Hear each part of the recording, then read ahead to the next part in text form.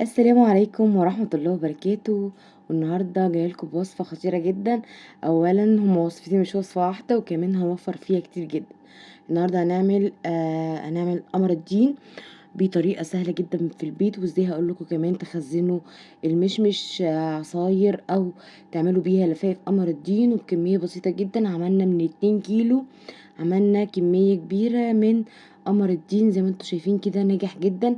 هقول لكم كل اسراره وكل تكاته اللي تنجح معاكي في البيت، وتبطلي تشتريه خالص من بره. غير كده مركز وطعمه وريحته خطيرة. اتمنى ان شاء الله تتابعوا الفيديو لحد الاخر عشان تعرفوا كل التفاصيل. وكمان هعمل لكم ازاي تخزنوا كمان سوائل العصاير، ازاي تخزنوا المشمش. عملنا من 2 كيلو مشمش، عملنا منهم 2 كيلو للعصير، و2 كيلو عملنا بيهم لفايف قمر الدين بكل سهولة. زي ما انتوا شايفين كده كأنك مشترياها. وهنخزنها واقول لكم كل تفاصيلها. تابعوا الفيديو لحد الاخر. انا جايبه 4 كيلو مشمش هنا، وهنعمل هعمل بيهم حلتين، حله للعصير وحله للفايف قمر الدين. طبعا لازم نبتدي نفصصه بالشكل ده ونتاكد ان قلبه نضيف تماما مفيهوش اي حاجه. انا جايبه المشمش البلدي الصغير اللي زي ما انتوا شايفين كده، ولازم نشيل البذر منه ونتاكد ان قلبه نضيف مفيهوش اي حاجه بالشكل دوت. هقسمه بقى لحلتين وهحط على النار. بعد ما احط السكر، ليه هنستخدم لكل كيلو من من قمر من المشمش، هنستخدم لكل كيلو من المشمش نص كيلو سكر. لكل كيلو من المشمش نص كيلو سكر، وربع معلقة من ملح الليمون.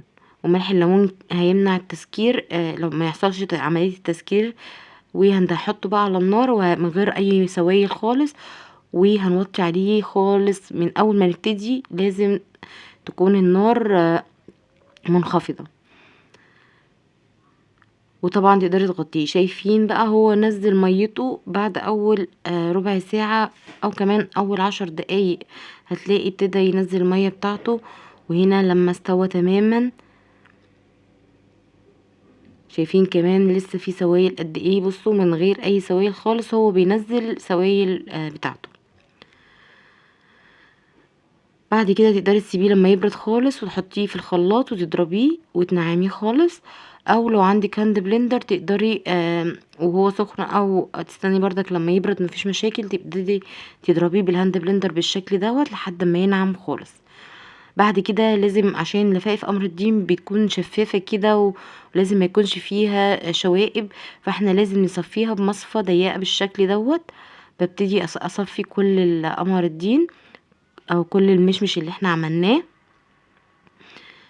وبتخلص من الكتل ديت. والكتل دي بيبقى القشر بتاع المشمش، وبنتخلص منه عشان لازم يبقى ناعم وصافي جدا.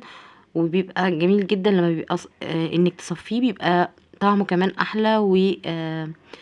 لو شربتيه عصير كده يبقى لذيذ، ما يبقاش فيه قشور. هبتدي اصفي الكميه بتاعتي واتخلص من اي بواقي موجوده كده في المصفى. وبعد كده هحط جزء اعمله اللي هو ال2 كيلو اللي انا عملتهم للعصير، هبتدي عادي اكيسه وبحطه في الفريزر بالشكل دوت واستخدمه. بحطه في الخلاط، وبحط نص المقدار مشمش والنص التاني مية وسكر على حسب الرغبة، وبتشربوه عصير بالهنا والشفا. ودي كده طريقة العصير. هنا عملت 2 كيلو عصير، وهنعمل بقى ال2 كيلو من المشمش. بعد ما صفيناه بردك حطيته في حلة بالشكل دوت. وهبتدي اجيب عسل كلوكوز، وهستخدم ده كيلو من العسل الكلوكوز هستخدم نص الكمية. يبقى ال2 كيلو مشمش هيستخدموا نص كيلو من عسل الكلوكوز بمقدار كوباية عسل كلوكوز كبيرة. بنزل الكمية بتاعتي كلها بالشكل دوت، وبعد كده برجع احطه تاني على النار منخفضة. اهم حاجة عشان ما يتلسعش منك او يشيط منك، لازم النار من اول ما بتحطيه لحد ما بتقفلي عليه وهي النار منخفضة جدا بالشكل دوت. ومع التقليب من فترة للتانية علشان ما يعملش اي ترسبات تحت ويشيط منك او يحصل فيه اي حاجة.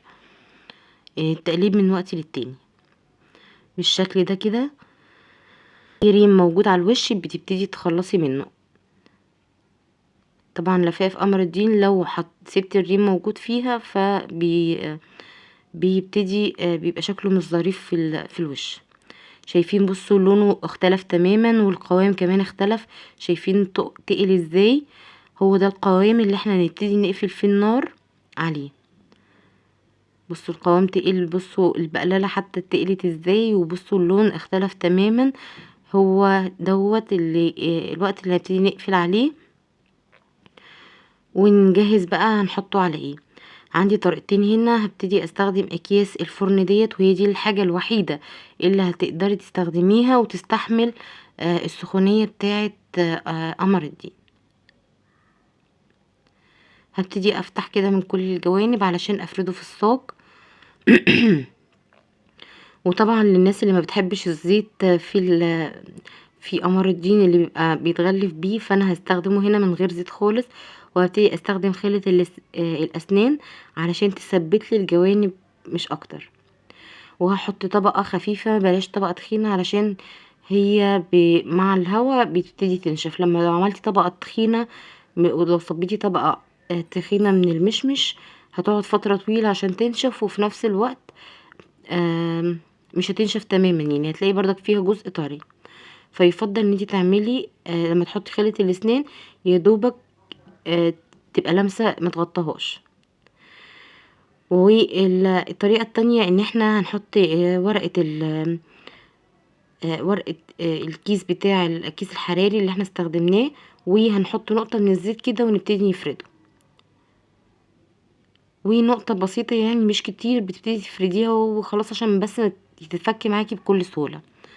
طبعا هوريكم الطريقة دي ازاي اتفكت معايا والطريقة دي ازاي اتفكت معايا، والاتنين كانوا سهلين قوي. وبردك هحط طبقة خفيفة كده زي ما انتوا شايفين. وهبتدي افردها بالمعلقة زي ما انتوا شايفين كده عشان اسويها من كل الاتجاهات. طبعا الاتنين كيلو عملوا معايا صينيتين كبار وصينية صغيرة.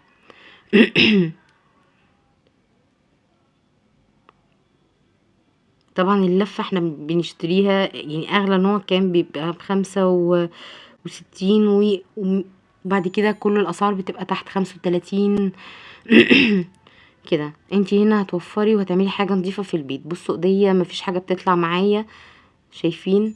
بصوا كمان هكحت فيها، بصوا نشفت تماما.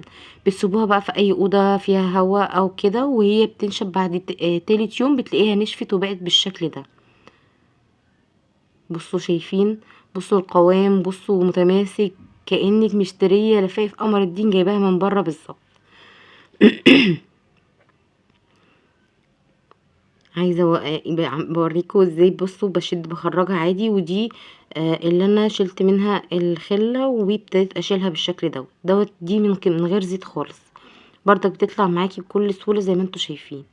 ودي بقى اللي بزيت، وبرضك زي ما انتوا شايفين كده طلعت معايا بكل سهوله. وببتدي اطبقها بالشكل دوت كده كأننا مشترينها. بعد ما بتطبقي بتبتدي تخرجيها بالشكل ده، بتخرج معاكي بكل سهوله. اللي مدهونه زيت بتخرج معاكي بكل سهوله، لكن اللي ما كانتش مدهونه زيت بتبقى محتاجه منك انك يعني تحاولي تخرجيها بالراحه كده، بتخرج معاكي برضه. بس السهل اللي مدهونه زيت يعني. طبعا بالنسبه للتخزين انا بلفها بالشكل ده وبحطها في كيس تلاجة وبحطها في الفريزر. طبعا احنا مش حاطين فيها اي مواد حافظه، فلازم نحفظها في الفريزر ما تبقاش بره التلاجة. ما تنسوش بقى شير كتير عشان تفيدوا بيها ناس كتير، ولايك للفيديو لو عجبكم. ما تنسوش تفعلوا زر الجرس علشان يوصل لكم جميع وصفاتي. واشوفكم دايما على خير في وصفة جديدة بإذن الله. والسلام عليكم ورحمة الله وبركاته.